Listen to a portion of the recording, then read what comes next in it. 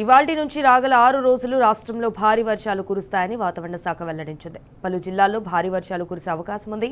ఈ మేరకు 11 జిల్లాలకు యెల్లో అలర్ట్ జారీ చేసింది. కర్ణాటక పరిసర ప్రాంతాల్లో ఉపరితల ఆవర్తనం కొనసాగుతోంది. ఉత్తరప్రదేశ్ పరిసర ప్రాంతాల్లో మరో ఉపరితల ఆవర్తనం ఏర్పడింది. అయితే పశ్చిమ మధ్య బంగాళాఖాతంలో ఈ నెల 13 వరకు అల్పపీడనం ఏర్పడే అవకాశం ఉంది.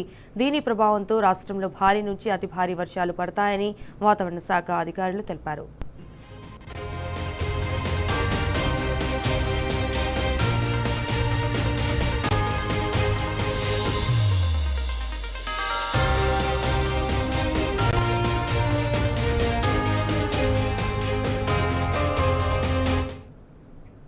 అటు ఇవాళ ఆదిలాబాద్, ఆసిఫాబాద్, సిద్దిపేట, యాదాద్రి భువనగిరి, రంగారెడ్డి, హైదరాబాద్, మేడ్చల్, మల్కాజ్గిరి, వికారాబాద్, సంగారెడ్డి, మెదక్, కామారెడ్డి జిల్లాల్లో అక్కడక్కడ భారీ వర్షాలు కురుస్తాయని తెలిపింది.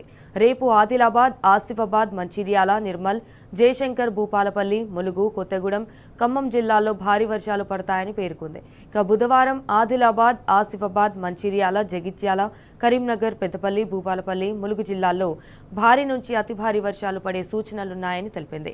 ఆయా జిల్లాలకు వాతావరణ శాఖ ఆరెంజ్ అలర్ట్ జారీ చేసింది.